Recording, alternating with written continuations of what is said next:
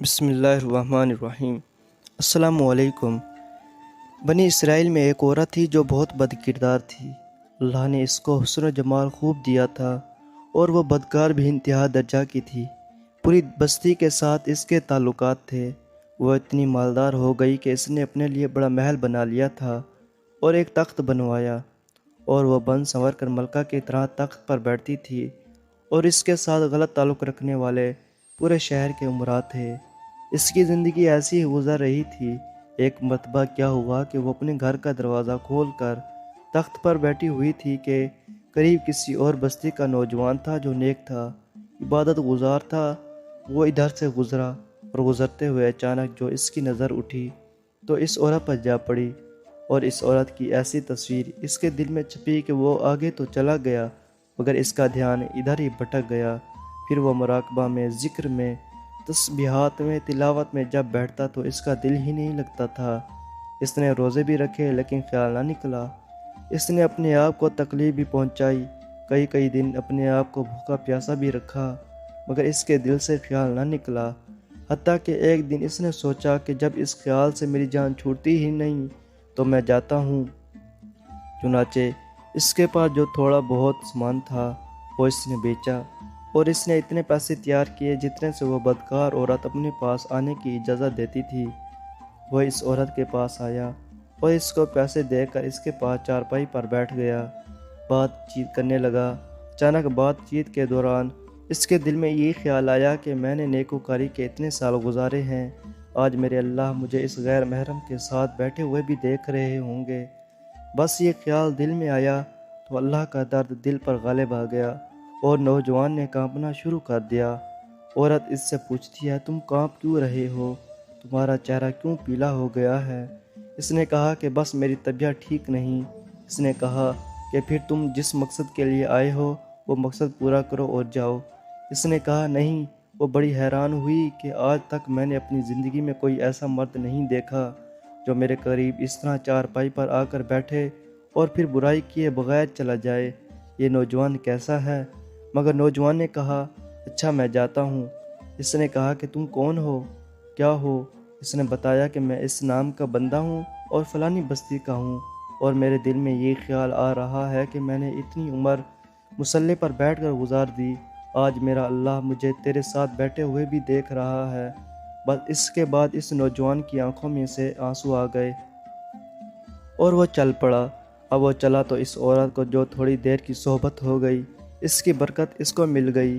چنانچہ عورت کے دل میں خیال آیا کہ یہ کنوارا نوجوان اتنا اللہ سے ڈرتا ہے جبکہ اس نے گناہ بھی نہیں کیا، اور میں تو سارا دن اور ساری رات گناہوں کا مرتکب ہونے والی ہوں، میں تو خدا سے ڈرتی ہی نہیں۔ اس کے دل میں شرمندگی پیدا ہوئی، ندامت ہونے لگی کہ کروں تو کیا کروں۔ دل میں خیال آیا کہ اچھا ہوں اور حضرت موسیٰ علیہ السلام سے پوچھتی ہوں کہ کیا میرے لیے بھی توبہ کی کوئی صورت بنتی ہے۔ وہ اپنے گھر سے نکل کھڑی ہوئی۔ اب اس کو بستی کا ایک ایک بندہ پہچانتا تھا، وہ ایسی نامی گرامی چیز تھی۔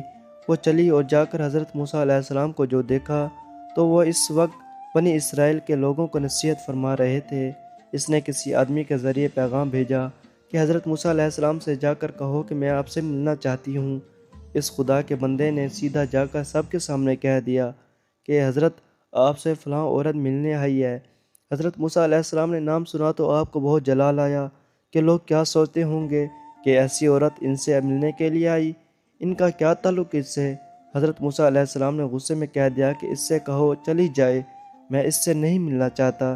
اس بے وقوف نے آ کر کہا کہ میں نے بات کہی تو حضرت موسیٰ علیہ السلام بڑے ناراض ہوئے، وہ تو بڑے خفا ہوئے تم سے، وہ ڈر گئی۔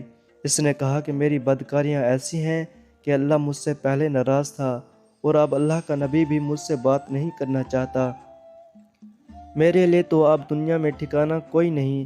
بڑے اداس اور بوجھل قدموں کے ساتھ وہ وہاں سے واپس آئی اور اسے سمجھ نہیں آ رہی تھی کہ وہ کیا کرے۔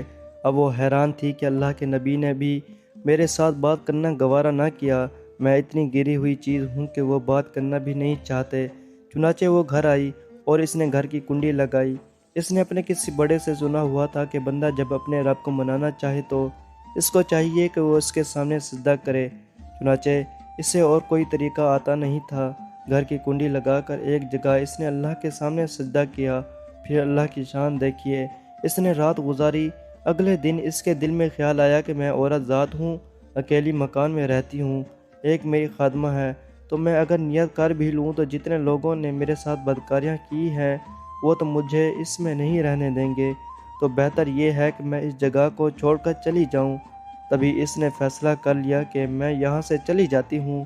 اس نے اپنے آپ کو ایک سادہ سے کپڑے میں لپیٹا تاکہ کوئی کپڑوں کو اور حسن و جمال کو نہ دیکھے کہ یہ کون جا رہی ہے۔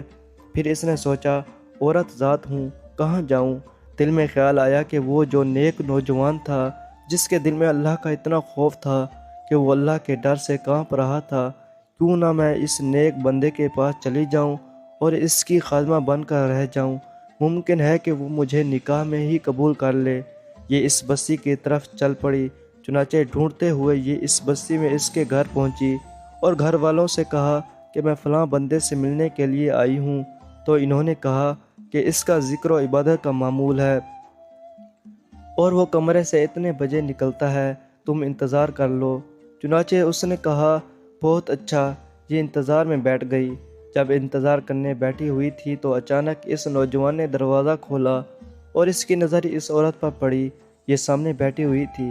جب نوجوان نے عورت کا چہرہ دیکھا تو اس کو اپنا وہ وقت یاد آ گیا کہ وہ کون سا وقت تھا۔ میں اپنے مسلح کو چھوڑ کر بالآخر اس کی چارپائی پر جا بیٹھا تھا، تو اس نوجوان کے دل پر خوف طاری ہو گیا کہ کہیں یہ میرا ایمان خراب کرنے تو نہیں آئی۔ میں نے تو اتنی مشکل سے اس کا تصور ذہن سے نکالا تھا۔ تو نوجوان پر اتنا خوف طاری ہو گیا کہ وہ وہیں پر گرا اور اس کی جان ہی چلی گئی۔ اب اس کی وفات پر گھر والے بھی رنجیدہ اور اس عورت کا بڑا ہی غم تھا۔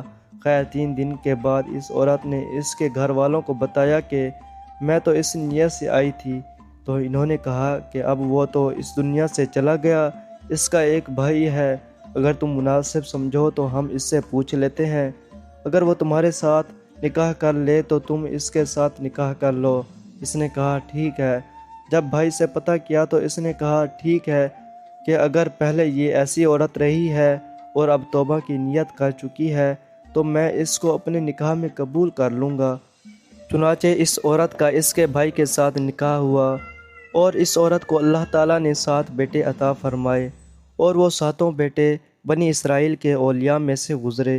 ایسی بدکار عورت بھی اگر توبہ کرتی ہے تو اللہ تعالیٰ اسے 7 ولیوں کی ماں بنا دیتے ہیں۔ وہ مولا کتنا کریم ہے۔